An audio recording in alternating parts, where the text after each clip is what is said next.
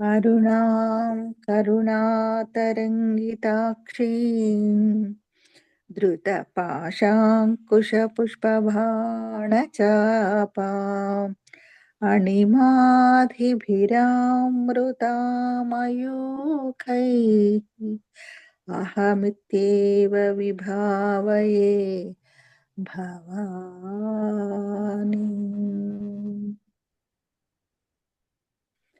వాగర్ధావివ సంపృక్తౌ వాగర్ధ ప్రతిపత్తయే జగతౌ పితరౌ వందే పార్వతీ పరమేశ్వరౌ అంటూ మనం ఆ పార్వతీ పరమేశ్వరుని మరి మనందరి పరమగురు పత్రి గారిని మేడం గారికి శతకోటి వందనాలతో ప్రారంభించుకుంటున్నాము. లలితా సహస్రనామ అద్వైత రహస్యాలు. ఇప్పుడు 101 స్టార్ట్. ఇవాళ కాళరాత్యాది సగ్ధౌఘవృథా స్నిగ్నౌదన ప్రియా మహావీరేంద్ర వరద రాకిణ్యంబా స్వరూపిణి. కాళరాత్రాది, కాళరాత్రి పేర్లు గల 12 మంది. సగ్ధౌఘవృత అంటే శక్తులు పరివేష్టించి ఉంది. స్నిగ్నౌధన ప్రియ అంటే స్నిగ్ధ అంటే నెయ్యి కలిపిన అన్నం. మహావీరేంద్ర వరద మహావీరులను అనుగ్రహించేది. రాకిణ్యంబ స్వరూపిణి రాకిణీ దేవత. అంటే ఇక్కడ లలిత అమ్మవారి లోపల మళ్ళీ నిన్న చెప్పుకున్నాం కదా, వజ్రేశ్వరి, వామదేవి, రాకిణి, డాకిని, అలాగా నెంబర్ ఆఫ్ అమ్మవార్ల పేర్లు వస్తాయి. అలాగా రాకిణ్యంబ. శ్లోకార్థం ఏంటంటే, అమ్మా నీవు కాళరాత్రి మొదలగు శక్తులచే పరివేష్టితురాలివై నేతి అన్నం పట్ల ప్రీతి కలిగిన దానివి తల్లి. మహావీరులకు వరములు ఇచ్చు రాకిణ్యంబ స్వరూపిణివి తల్లి అని. ఇక్కడ కాళరాత్రి రాత్యాది సగ్ధౌఘ వృత్త అంటే అనాహత చక్రం 12 దళములు కలిగి ఉంటుంది. ఈ చక్రంలో శక్తి ప్రతిష్ఠితమైనప్పుడు ఈ దళాల నుంచి శక్తి ఛాతీలోని అవయవాలన్నిటికీ ప్రసారమై మరింత సమర్థవంతంగా పనిచేస్తాయి.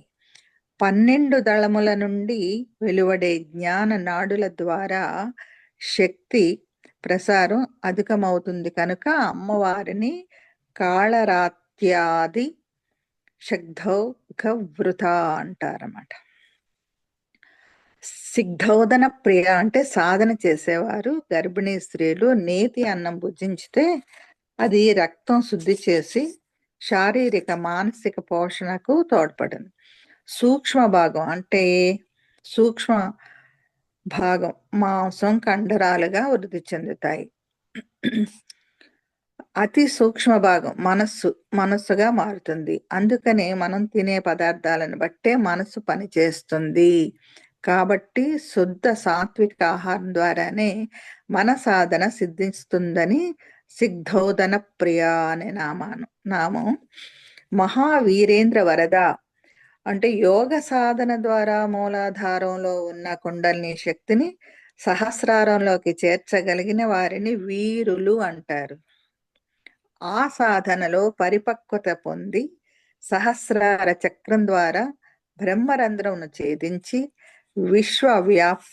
వ్యాపితులైన బ్రహ్మాండానికి అతీతంగా ఉన్న శివత్వమును పొందిన వారిని మహావీరులు అని విశ్వశక్తి యొక్క అనుగ్రహం ద్వారా కలుగుతుంది కాబట్టి మహావీరేంద్ర వరద అని అన్నారనమాట.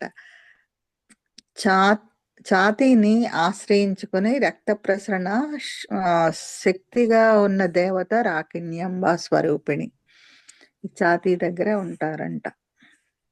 102 మణిపూరాబ్జ నిలయ వదనత్రయ సంయుత వజ్రాధికాయుధోపేట ఢామర్యాది విరామృత.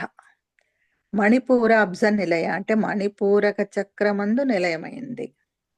వదనత్రయ సంయుత 3 ముఖాలు కలది.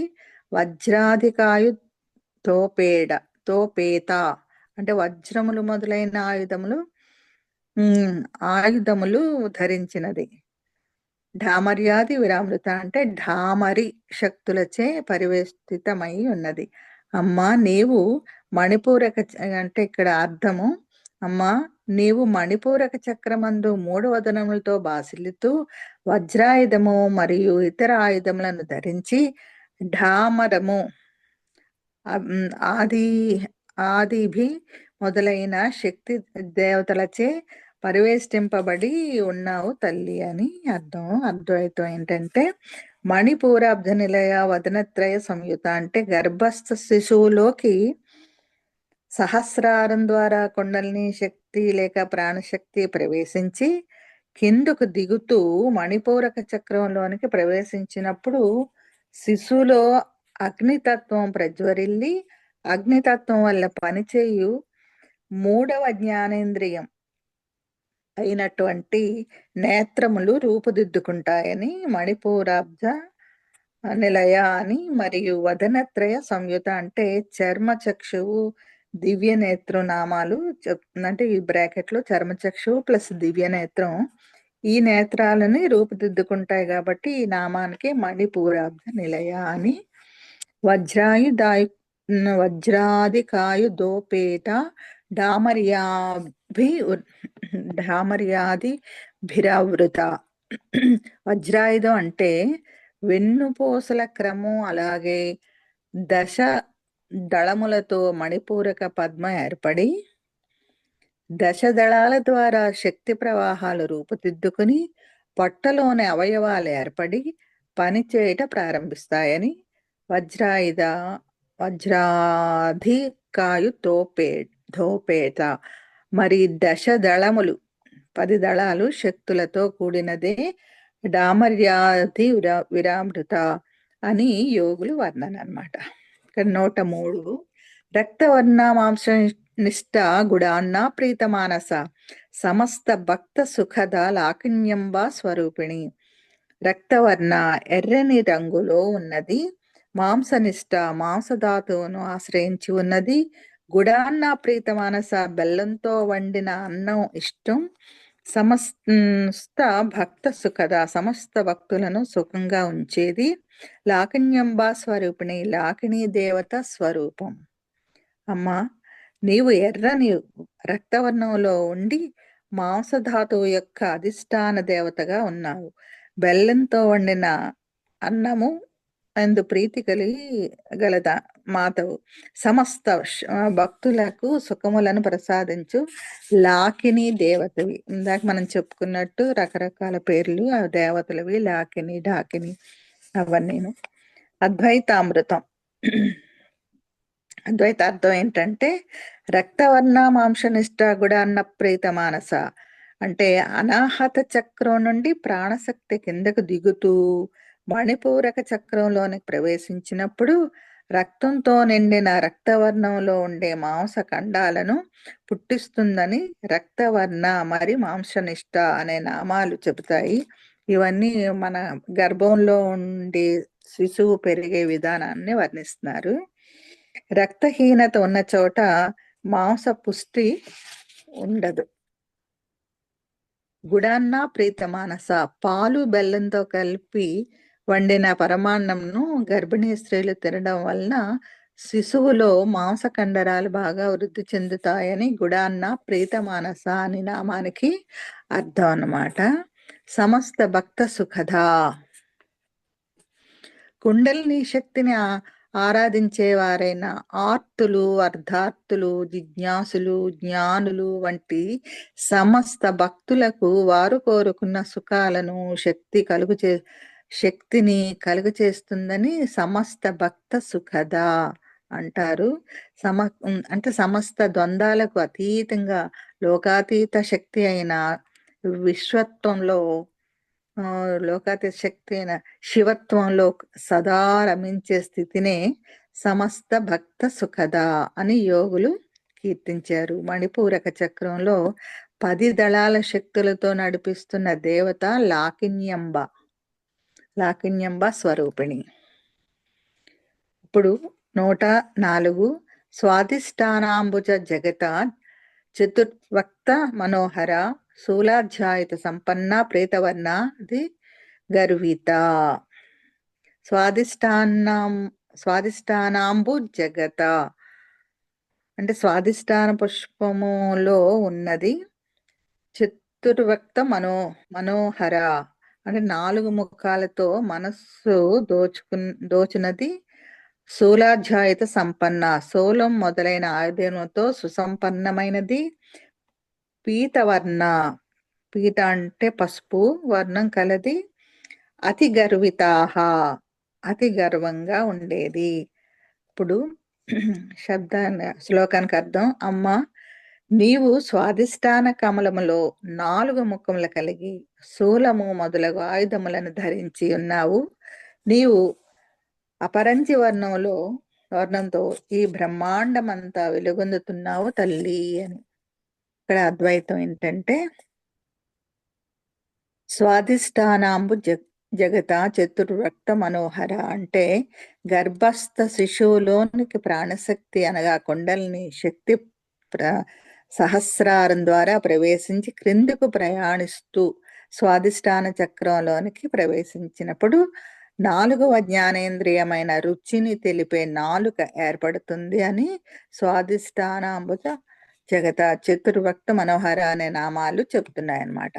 శూలాధ్యాయుత సంపన్న మణిపూరక చక్రం నుండి వెన్నుపూసలు సన్నబడుతూ శూలం వలె కిందుకు దిగుతూ త్రిభుజాకారపు తోక ఎముకతో ముగుస్తాయి అని శూలాధ్యాయుత సంపన్న అనే నామం చెప్తుంది.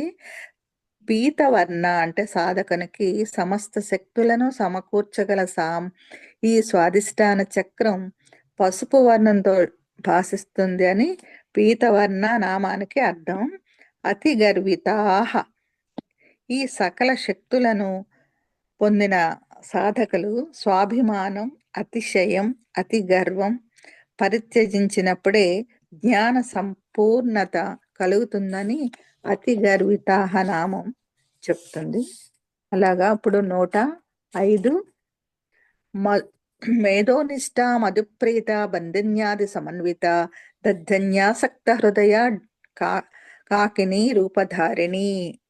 మేధోనిష్ట మేధస్సును కొవ్వును ఆశ్రయించుకొని ఉన్నది. మధుప్రీత తేనె పట్ల ప్రీతి కలది. బంధిన్యాది సమన్విత బందిని మొదలగు శక్తులను సమన్వయం చేసేది. దద్ధన్యాసక్త హృదయ పెరుగు అన్నం మీద ఆసక్తి గల హృదయం కలది. కాకిని రూపధారిణి కాకిని దేవత రూపం ధరించినది. శ్లోకానికి అర్థం. అమ్మా, నీవు మెదడు ధాతువును ఆశ్రయించి తేనెయందు ప్రీతి కలిగిన మాతవు. బందిని మొదలైన పరివాహ దేవతలతో పరివేష్టింపబడి ఉన్నావు. కాకిని పేరు గల దేవతవు తల్లి అని.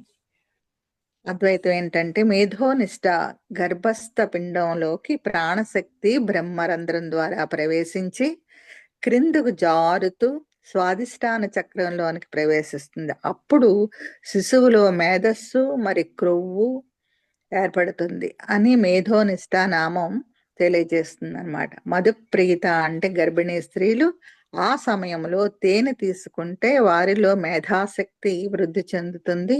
అలాగే కొవ్వు మితిమీరి పెరగకుండా ఉంటుందని మధుప్రీత నామం చెబుతుంది. బంధిన్యాది సమన్విత ఈ క్రొవ్వు శరీరంలోని వివిధ అవయవాలను, కండరాలను, ఎముకలను చక్కగా సమన్వయపరిచి బంధించి ఉంచుతుంది. అంతేకాక శరీర ఉష్ణోగ్రతను సమతుల్యంలో ఉంచుటకు సహాయపడుతుందని బంధిన్యాది సమన్విత నామం చెబుతుంది. దద్ధన్యాసక్త హృదయ అంటే కుండలిని శక్తి స్వాదిష్టాన చక్రంలో నిలిచి ఉన్నప్పుడు దద్దోజనం తిన్నందువలన ఈ చక్రం బాగా శక్తివంతం అవుతుందని దద్ధన్యాసక్త హృదయ నామం చెబుతుంది.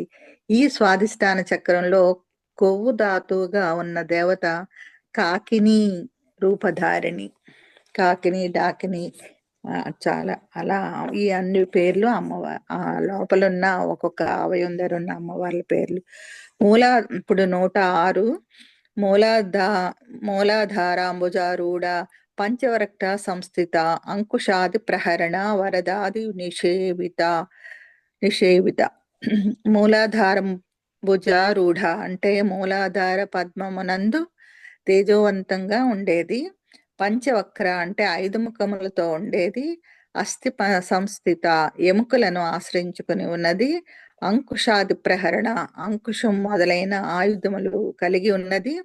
వరదాది నిషేవిత వరద అనే 4 శక్తులచే పరివేష్టితమై ఉన్నది. అమ్మ మూలాధారంలో శ్లోకానికి అర్థం.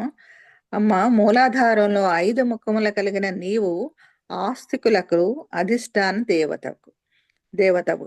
అంకుశము మొదలైన ఆయుధములను ధరించి వరద మొదలైన 4 పరివాహ దేవతలచే సేవింపబడుతున్నావు తల్లి అని అర్థం అన్నమాట. ఇక్కడ అద్వైతం అర్థం ఏంటంటే మూలాధారాంబుజారూఢ గర్భస్థ పిండంలోనికి ప్రాణశక్తి బ్రహ్మరంధ్రం ద్వారా ప్రవేశించినప్పుడు శుక్ల శోణితాల కలయికతో అండంగా మారిన పిండం క్రమంగా శరీర రూపం దాల్చుతుంది.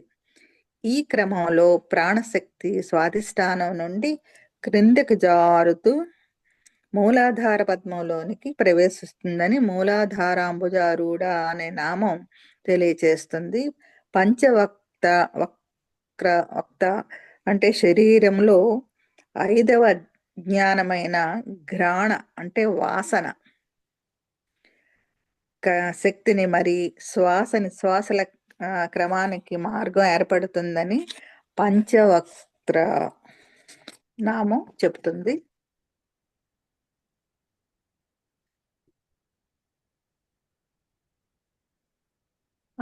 అస్థి సంస్థిత శరీరములో అస్థి పంజరం పూర్తిగా రూపుదిద్దుకోవటానికి ప్రాణశక్తి మూలాధారం ద్వారా ఎముకలన్నిటి నిండా నిండుతుందని అస్థి సంస్థిత నామం చెప్తుందన్నమాట. అంకుశాది ప్రహరణ అస్థి పంజరం శరీరానికి ఒక రూపునిస్తూ బయట నుండి తగిలే దెబ్బలకు ప్రహరణకు అంకుశాల వలె ఎదురోడి శరీరములో సున్నిత భాగాలను కాపాడుతుంది అని అంకుశాది ప్రహరణ నామం చెప్తుంది. వరదాది నిషేవిత మూలాధారంలో ఉన్న 4 దళములు గల విభిన్న శక్తులను అవి నిర్వర్తించు పనులను వరదాది నిషేవిత అని కీర్తించారు.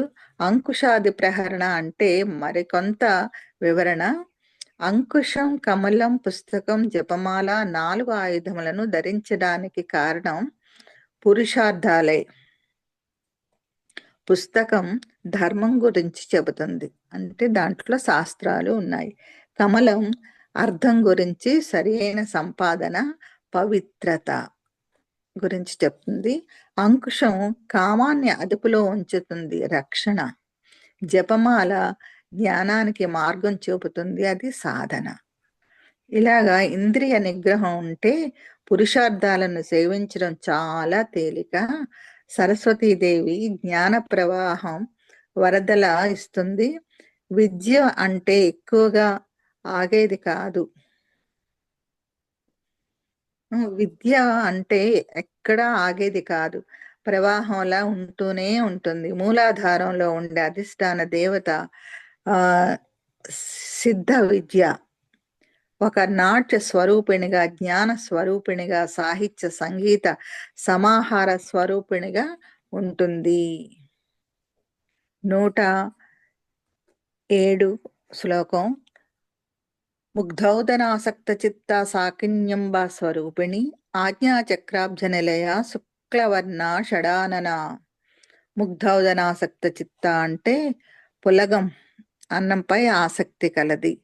సాకిన్యాంబ స్వరూపిణి అంటే సాకిని దేవత రూపం గలది.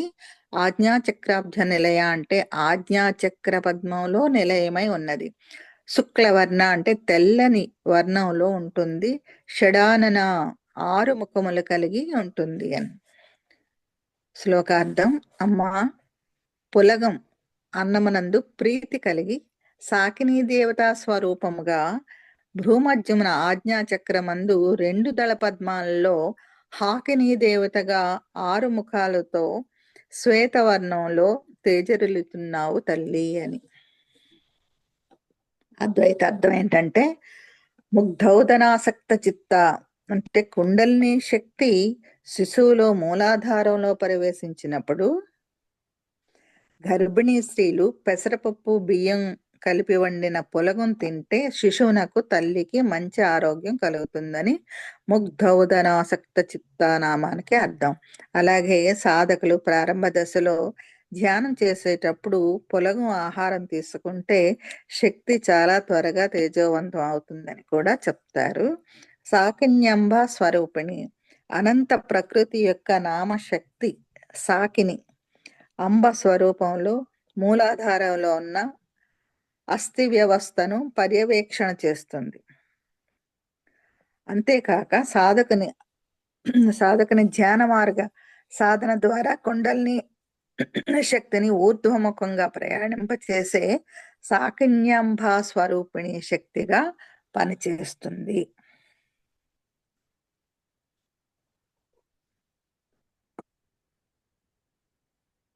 ఆజ్ఞాచక్రాబ్జ నిలయ గర్భస్థ పిండములోని శక్తి ఆజ్ఞాచక్రంలోకి ప్రవేశించినప్పుడు తెల్లని వర్ణం మెరుపులా కనిపిస్తుంది. 6వ జ్ఞానమైన విచక్షణ శక్తి మనస్సు ఏర్పడుతుందని ఆజ్ఞాచక్రాబ్ద నిలయ శుక్రవర్ణ షడానన అనే నామార్థమని యోగులు దర్శించి చెప్పారు. అయితే ఆజ్ఞాచక్రం గురించి ఇంకొంచెం విశ్లేషించుకుందాం. ఆజ్ఞాచక్రం ప్లస్ అబ్జం అంటే ఆజ్ఞాచక్రాబ్జ నిలయ అయింది. అబ్జం అంటే దానిలో ద్విదళ పద్మం 2 రేకుల్లో హాకారం క్షాకారం అనే 2 బీజాక్షరాలు కలిగి ఉంది. అందుకే ఆజ్ఞాపించే చక్రం అంటారు. దీనికి ప్రధానమైన మూల ధాతువు మజ్జ అంటే బోన్లో ఉండే పదార్థం అన్నమాట. ఇది చర్మధాతువునకు సంబంధించిన చర్మసారం, రక్తధాతువునకు సంబంధించిన రక్తసారం, మాంసధాతువునకు సంబంధించిన మాంససారం, అస్థిధాతువునకు సంబంధించిన అస్థిసారం అన్నీ కలిపి మూలుగా ధాతువు భ్రూమధ్య స్థానంలో ఉంటుంది. పిపీలకాది బ్రహ్మాండం అంతటా ఉంది ఆ శక్తి. హాకారం క్షాకారం అనే 2 దళములతో భ్రూమధ్య స్థానంలో ఉంటుంది. అంతేకాదు సర్వ చక్రాధారం. ఈ ఆజ్ఞాచక్రమే మస్తిష్క కేంద్రంలో సర్వ చక్రాలకు ఆధారంగా ఉంటుందన్నమాట. మొత్తాన్ని నడిపించేది కాబట్టి ఆజ్ఞాచక్రం అయ్యింది. అయితే ఇక్కడ తెలుసుకోవాల్సింది ఏంటంటే మూలాధారాంబుజ, స్వాధిష్టానాంబుజ, మణిపూరాబ్జ, అనాహతాబ్జ నిలయ మరియు అంబుజములని వర్ణించారు. విశుద్ధికి వచ్చేటప్పటికి విశుద్ధి చక్రంగా వర్ణించారు. చక్రం అంటే ఛేదిస్తుందని, అబ్జం అంటే వికసింపచేస్తుందని వర్ణించారు. అలాగే మూలాధారం, స్వాధిష్టానం చక్రాల్ని ఆశ్రయించి ఉన్న బ్రహ్మగంధి విచ్ఛేదనం, మణిపూరక అనాహత చక్రాన్ని ఆశ్రయించి ఉన్న విష్ణు గ్రంథి, విశుద్ధి ఆజ్ఞాచక్రాలను ఆశ్రయించి ఉన్న రుద్ర గ్రంథులు కూడా విచ్ఛేదనం జరుగుతుంది. తామరాకు విచ్ఛేదనం జరుగుతుంది. ఆజ్ఞలో అబ్జం ప్లస్ చక్రం కూడా ఇక్కడే ఉంది. అందుకే ఆజ్ఞాచక్రాబ్జ అయింది. అబ్జం అంటే తామరాకు నీటి మట్టం పెరిగినా పద్మం పైకి వెళుతుంది కానీ నీటిని అంటుకోదు. అలాగే ఆజ్ఞాచక్రంలో ప్రవేశించిన వాళ్ళు నీటిలో తామరాకు వలె ఎటువంటి ప్రాపంచిక వ్యామోహాలకు అంటుకోకుండా ఉంటారు. ఆ మాయను గ్రహించాలి, దృష్టి మారాలి. శుక్లవర్ణ అంటే ఆజ్ఞాచక్రంలో ఉన్న అధిష్టాన దేవత తెల్ల రంగులో ఉంటుంది. ప్రధాన ధాతువుకు మధ్య అంటే బోన్లో ఉండే మధ్య మూలుగా తెల్ల రక్తవర్ణంలో ఇక్కడ 6 రకాలుగా పనిచేస్తాయి. వ్యాధి నిరోధక శక్తి కలిగి ఉంటుంది. షడానన అనగానే షణ్ముఖుడు గుర్తుకు వస్తాడు. ఆయన జన్మ వృత్తాంతం తారకాసుర వధ కోసమే. శిశుని పాలభాగం నుంచి వెలువడిన శివ తేజస్సు నుండి షణ్ముఖుడు ఆవిర్భవించాడు. అదే ఆజ్ఞాచక్రం. 6 రోజుల శిశువు తారకాసును సంహారం చేస్తాడు. 6 రక్తనాళాల పుట్టగానే శక్తిని సంపాదించుకుంటాయి. లోతుగా వెళితే అలాగా విషయాలు తెలుస్తాయి అన్నమాట. శివ పార్వతుల తేజస్సును అగ్ని భరించలేక 6 జ్వాలలుగా మారాడు. స్వాహ స్వాహ అని 6 సార్లు అంటే జీర్ణం చేసుకునేందుకు ప్రయత్నించాడు. ఆ 6 జ్వాలలే 6 కృత్తికలు. ఆ 6 కృత్తికల నక్షత్రాల వెలుగుల పాలతో కుమారస్వామి పెరిగాడు. అందుకే ఆయన షడానన అయ్యాడు. బెల్లం మహాశక్తి అంటారు. అలాంటి మహాశక్తి అయిన ఆయుధాన్ని 6 రోజుల్లోనే పట్టుకోగలిగాడు. ఇక్కడ భౌతిక రూపంలో చెప్పాలంటే బెల్లం అంటే తీవ్ర సంకల్పం. మనం జాతకాన్ని మార్చటం కంటే బుద్ధిని మార్చుకోవాలి. అదే మహాశక్తి షడానన అంటే విల్ పవర్. ఆజ్ఞాచక్రంలో ఉండే మహాశక్తి వ్యాధి నిరోధక శక్తి రూపంలో పోరాడుతుంది అని. 108 మధ్యా సంస్థ హంసవతి ముఖ్య శక్తి సమన్విత హరిద్రాన్నైక రసిక హాకినీ రూపధారిణి. మధ్యా సంస్థ ఎముకలో ఉన్న మధ్యను ఆశ్రయించుకున్నది. హంసవతి ముఖ్య శక్తి సమన్విత ఆజ్ఞాచక్రంలోని 2 దళములలోని శక్తిని. హరిద్రానైక రసిక పులిహోరాన్నంపై రసజ్ఞత కలిగినది. హాకినీ రూపధారిణి హాకినీ రూపం ధరించినది. శ్లోకానికి అర్థం. అమ్మా, నీవు జీవులలో మధ్య ధాతువుకు అధిష్టాన దేవతవు.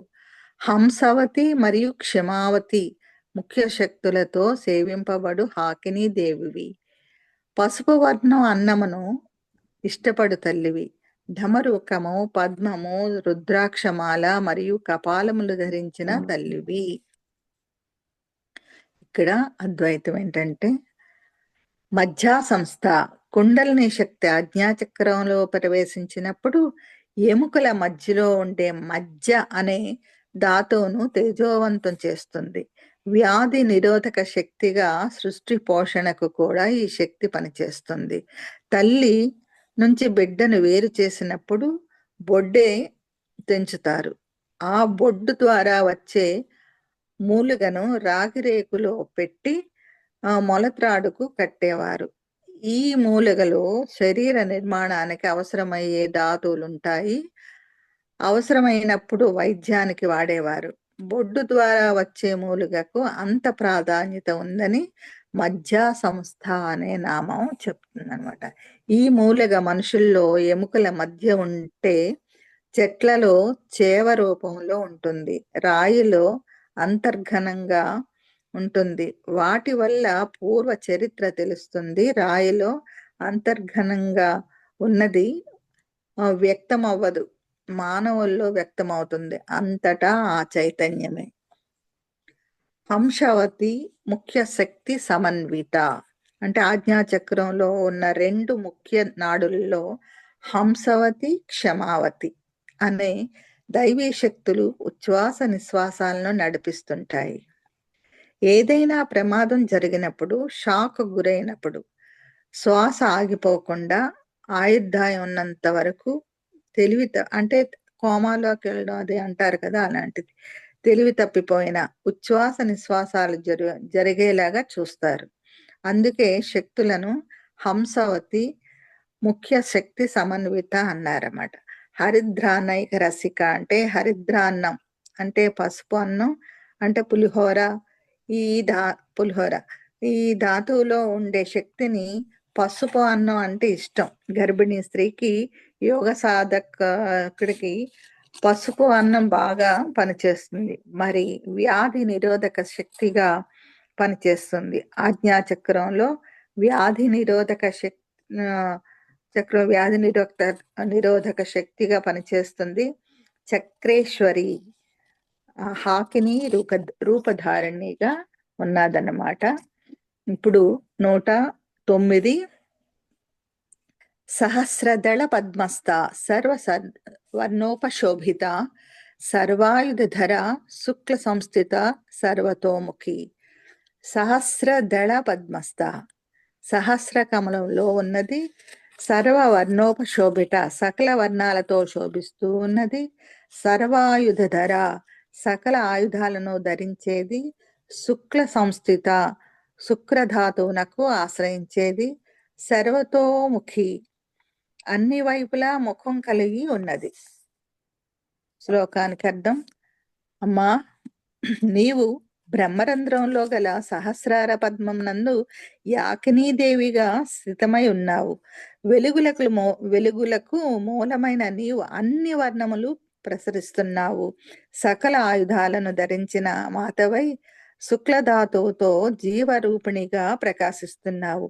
సర్వతోముఖమైన నీవు సకల శుభములను కలుగజేయు తల్లివి.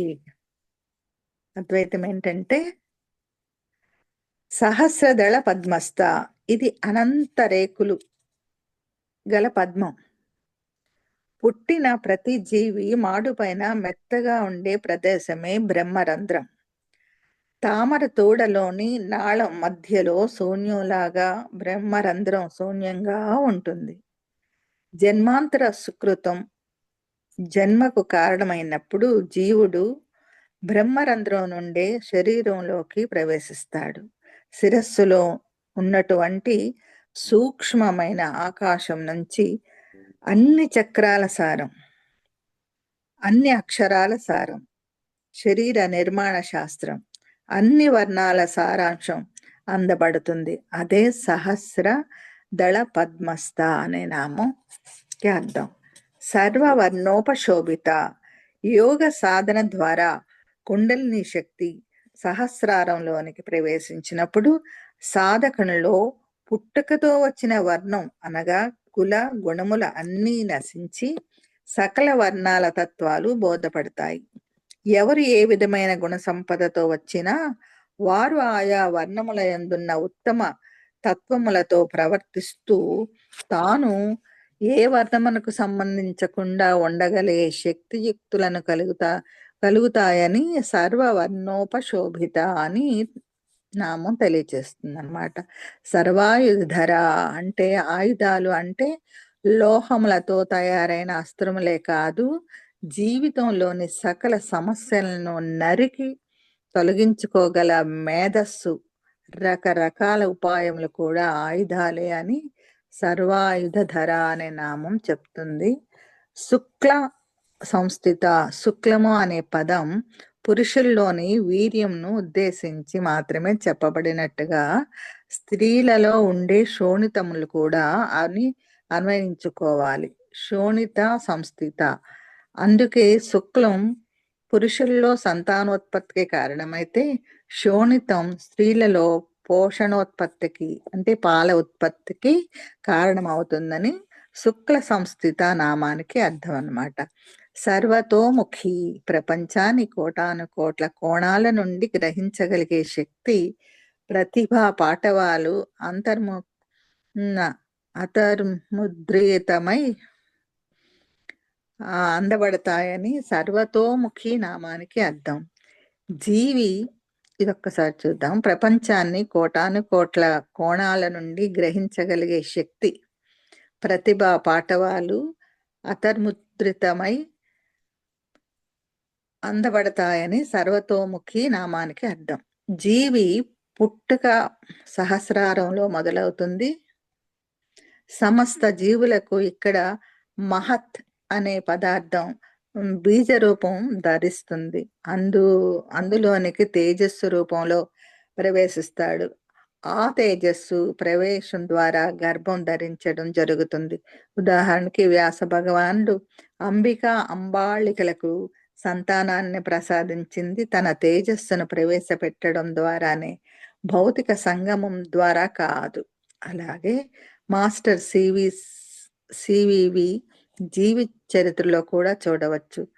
చందు అనే పిల్లవాడిని తేజస్సు ప్రవేశం ద్వారానే పుట్టించడం జరిగింది.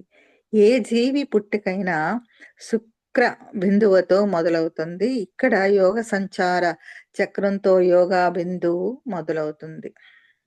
యోగా బిందువు ముగిసింది. మూలాధారంలో మొదలై సహస్రారంలో ముగుస్తుంది. ఏ జీవికైనా శుక్ర బిందువుతో మొదలవుతుంది. ఇక్కడ యోగ సంచార చక్రంతో యోగా బిందువు ముగిసింది. మూలాధారంలో మొదలై సహస్రారంలో ముగిసింది అని చెప్తున్నారు. యోగ సాధన కింద నుంచి పైకి చేయాలి. యోగ సాధన పుట్టుక సహస్రారం నుంచి క్రిందకు వస్తుంది. మనం ఇప్పుడు చెప్పుకున్నవన్నీ చక్రాలు పైనుంచే చెప్పారనమాట. ఏదైతే పిండోత్పత్తి స్వరూపిణి అని వచ్చిన నామాలన్నీ శ్లోకాలన్నీ కూడా అది చెప్తున్నారు. క్రిందకు వస్తుంది. అదే చక్ర సంచారం. ఇదే జీవిత చక్రం. కాలం కూడా చక్రమే. ఆ వైభవం చూస్తూ ఉంటుంది. ఆ వైభవం వస్తూ పోతూ ఉంటుంది కాబట్టి కాలగమనంలో అని చెప్పారు. ఇప్పుడు 110 సర్వోదన ప్రేత చిత్తాయాకిన్యంబా స్వరూపిణి స్వాహా స్వదా మతిర్మేధ శృతి స్మృతి నృత్తమా. సర్వోదన ప్రీత చిత్త, సర్వ విధాలైన ఆహార పదార్థముల యందు ఇష్టమైనది. యాకన్యంబా స్వరూపిణి, యాకిని మాత రూపం ధరించినది. స్వాహ స్వీకరించేది, స్వదా స్వీకరించింది, వంట పట్టించుకోవటం. అమతి బుద్ధిని శూన్యం చేసేది. మేధ బుద్ధిబలం. శృతి వినికిడి శక్తి. శృతి జ్ఞాపక శక్తి. అనుత్తమ తనకు మించిన శక్తి మరొకటి లేదు. శ్లోకానికి అర్థం. అమ్మా, నీవు అన్ని విధాలైన నివేదనములు ఎందు ప్రీతి కలిగిన యాకిని రూపాన్ని ధరించితివి. అగ్నిదేవుని పత్ని అయిన స్వాహాదేవిగా, స్వదాదేవిగా పితృదేవతలకు యాగతర్పము అందచేయు శక్తివి. వివేకములో, జ్ఞానములో, మేధస్సులో గల శక్తివి నీవే. శృతి శాస్త్రముల సారానివి నీవే తల్లి అని ఈ శ్లోకానికి అర్థం. అద్వైతం ఏంటంటే, సర్వౌధన ప్రీత చిత్త సాధకుడు కుండలిని శక్తిని ప్రచారం చక్రంలో ప్రతిష్ఠించినప్పుడు ఎటువంటి ఆహారం లభించినా ఇష్టాయిష్టాలు లేని సమభావంతో ప్రీతిగా స్వీకరించాలి. అంటే ఎటువంటి శుభాశుభములు మానవులు లభించినా వాటిని సమభావంతో స్వీకరించే సమర్థతను సాధిస్తాడు అని సర్వోదన ప్రీత చిత్త నామం చెబుతుంది. యాకిన్యంబా స్వరూపిణి అంటే సహస్రారంలో ఉన్న యాకిని దేవత అన్ని వర్ణాలు, అన్ని ఆయుధాలు, అన్ని ఆహారాలు, సప్త ధాతువులతో ఉన్న అందరి దేవతలతో కలిపి యాకిన్యంబా స్వరూపిణిగా విరాజిల్లుతుంది. ఇదే సర్వలీనమైన అద్వైత స్థితి. అద్వైతమే మోక్షం. పిండోత్పత్తిని 97 నుండి 110 శ్లోకాలలో 60 నామాలతో దేవుడికి షష్ఠి పూర్తి చేసినట్టున్నది. ఓహో, ఇక్కడ వ్యాస భగవానుడి ఉద్దేశం అంటే మనిషి 60 సంవత్సరాలకి షష్ఠి పూర్తి చేసుకునే ఆ సమయానికి ఈ చక్ర సాధన పూర్తి చేయాలని వ్యాస భగవానుని అభిప్రాయం. మళ్ళీ ఒక్కసారి చూద్దామండి.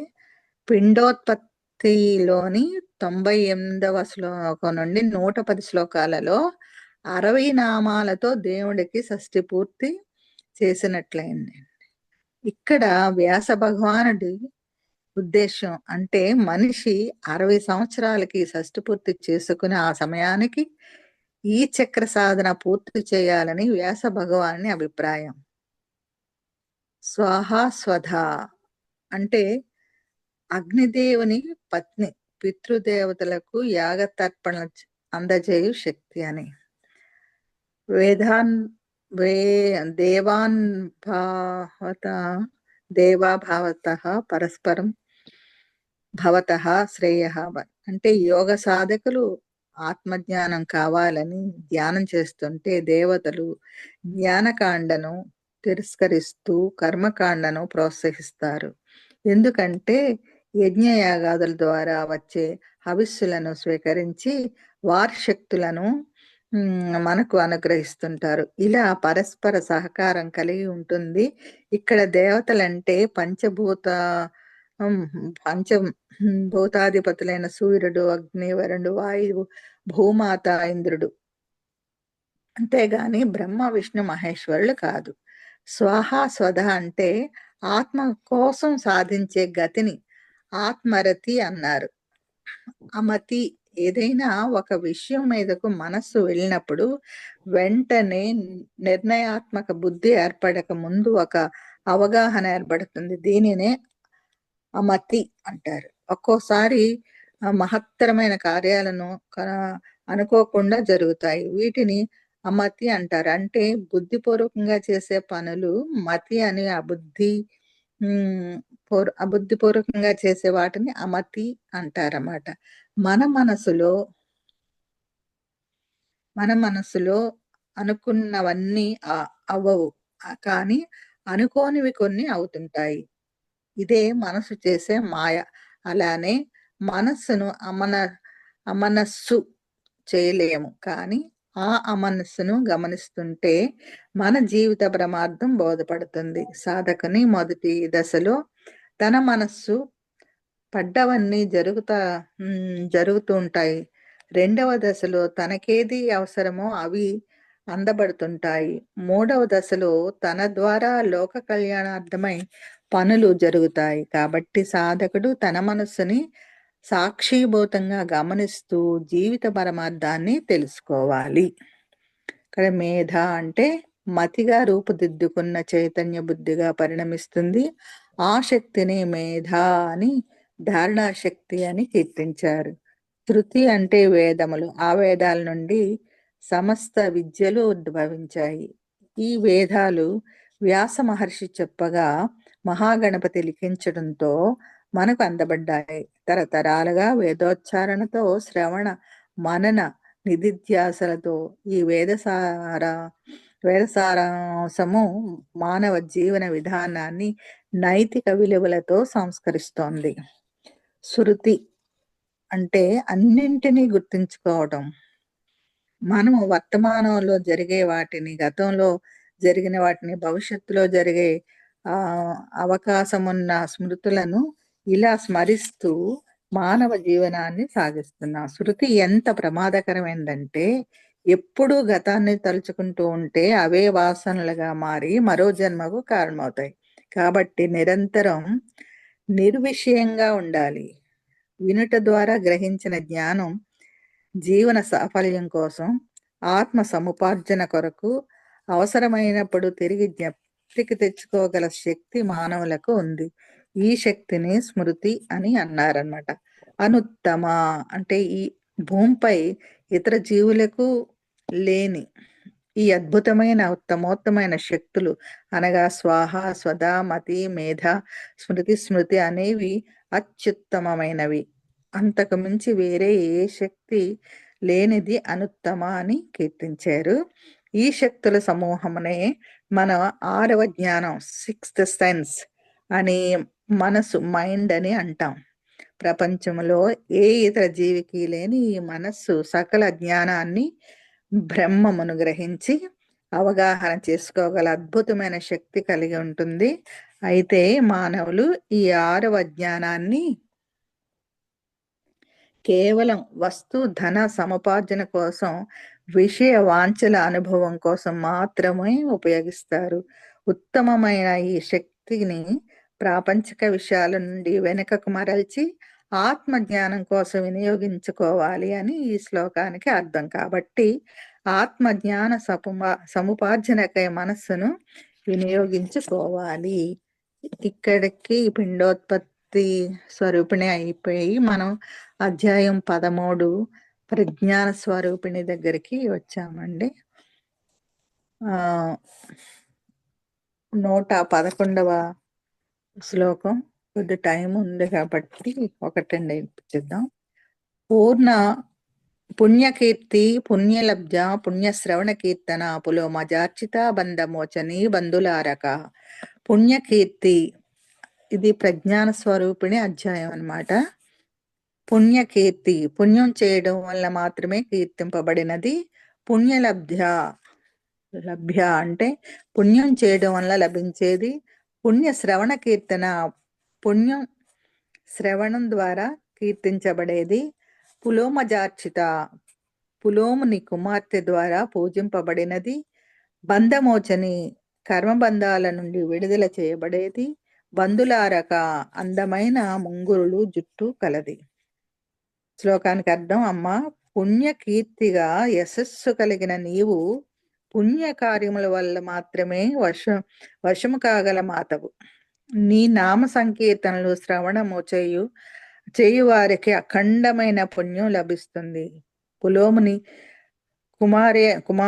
కూతురు అయిన సచీదేవిచే ఆరాధింపబడింది. అందమైన చిక్కనైన ముంగురులు కలిగి ఉన్నావు తల్లి అని. అద్వైతం ఏంటంటే, ఎవరికైనా పుణ్యం వస్తుందంటే ఆ పని చేయడానికి ఎక్కువ ప్రాధాన్యత ఇస్తారు. పుణ్యం అంటే మన జీవితంలో మనకు కలిగే లాభాన్ని పుణ్యం అంటారు. ఏ పని చేయటం వల్ల మన జీవితంలో మంచి జరుగుతుందో, లాభం కలుగుతుందో ఆ పనిని పుణ్యకార్యం అంటాం. వాటినే సత్కర్మలు అంటారు. ఒక రకంగా సేవా కార్యాలన్నీ పుణ్యకార్యాలే. ఈ సేవా కార్యాలన్నీ ఎవరైతే ఫలితం ఆశించకుండా చేస్తారో సేవా తత్పరులుగా సేవా దురంధరులు అవుతారు. సకల జీవులలో ఆ చైతన్యాన్ని దర్శించగలిగినప్పుడు సేవా చక్రవర్తులు అవుతారు. అది అనేక వేల జన్మల పుణ్యఫలము వలన సాధ్యపడుతుందని పుణ్యకీర్తి అనే నామం. మరి పుణ్యలబ్ధ అంటే పుణ్యకార్యం చేయడం అంటే మన పని తాను చేస్తూ ఆ పనిని భగవద్ధార్పితంగా చేసినప్పుడు సకల పుణ్యం లభిస్తుంది.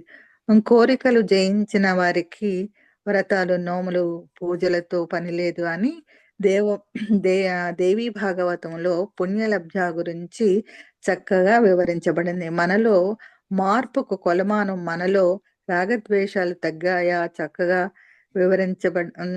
తగ్గాయా, మనలో కోరికలు తగ్గాయా, ఇంట్లో గాని సంఘంలో గాని ఏం జరిగినా ప్రశాంతంగా ఉండగలుగుతున్నామా,